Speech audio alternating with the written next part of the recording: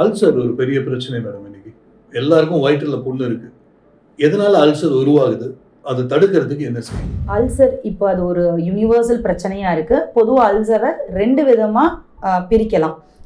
வயிற்றுல ஏற்படக்கூடிய புண் கேஸ்ட்ரிக் அல்சர், சிறுகுடலோட முதல் பகுதி, அதாவது டியோடினம் சொல்லுவாங்க, டியோடினல் அல்சர்.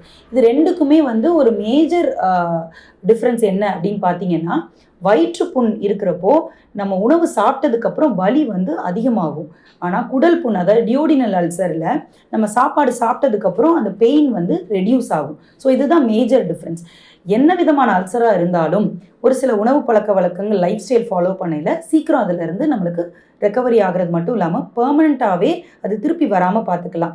அப்படி என்னென்ன லைஃப் ஸ்டைல் ஃபாலோ பண்ணலாம் அப்படின்னு பார்த்தீங்கன்னா, ஃபர்ஸ்ட் ஆஃப் ஆல் காலையில் எந்திரிச்சோன்னு வெறும் வயிற்றில் நீச்சல் தண்ணி குடிக்கலாம். நீச்சல் தண்ணினா பழைய சாதம் இருக்கு இல்லையா, அதோட தண்ணி. அதில் நிறைய ப்ரோபயோட்டிக்ஸ் இருக்குது. ஸோ அது குடல் ஆரோக்கியம், வயிறு ஆரோக்கியத்துக்கு ரொம்ப நல்லது.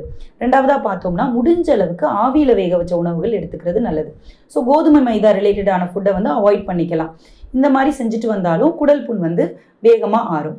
அடுத்தது பார்த்தீங்கன்னா, ஸ்மோக்கிங் ஆல்கஹால் ஹேபிட் இருந்ததுன்னா, மெயினாக ஸ்மோக்கிங் ஹேபிட் இருந்ததுன்னா, அது வயிற்றோட உட்புற சளிச்சவு இருக்கு இல்லையா, அதை டேமேஜ் பண்ணும். அது டேமேஜ் ஆச்சுன்னா வயிற்றில் செக்ரீட் ஆகிற ஆசிட்னால அந்த வயிற்றில் புண் ஏற்படும். ஸோ அல்சர் பிரச்சனை இருந்துச்சுன்னா ஸ்மோக்கிங் ஹேபிட்டை அவாய்ட் பண்ணிக்கிறது நல்லது.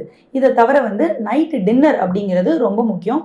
அந்த டைமிங் மெயினாக ரொம்ப முக்கியம். அது லைட்டான ஃபுட்டாக இருக்கலாம், ஆனால் எடுத்துக்கிற நேரம்ங்கிறது ரொம்ப இம்பார்ட்டன்ட். ஸோ நம்ம சன் செட் ஆகுது இல்லையா, சன் செட் ஆகுறதுலேருந்து அரை மணி நேரத்துக்குள்ளே டின்னரை முடிச்சுக்கிறது ரொம்ப நல்லது. ஸோ தூங்க போகிறதுக்கு ஒரு 3 ஹவர்ஸ் முன்னாடியே நம்ம சாப்பிட்டு முடிச்சிட்டோம்னா டைஜஷன் இஷ்யூஸ் எதுவும் வராது. அல்சர் இருக்கிறவங்களுக்கு அது ரொம்பவே ஹெல்ப்ஃபுல்லாக இருக்கும். ஸோ ஜென்ரலாக ஃபுட்டில் அல்சரை ஹீல் பண்ணுற மாதிரியான ஃபுட் என்ன அப்படின்னு பார்த்தோம்னா, ஃபஸ்ட்டு வாழைப்பழம். வாழைப்பழத்தில் நேச்சுரலாகவே ஆன்டாசிட் ப்ராப்பர்ட்டி இருக்குது.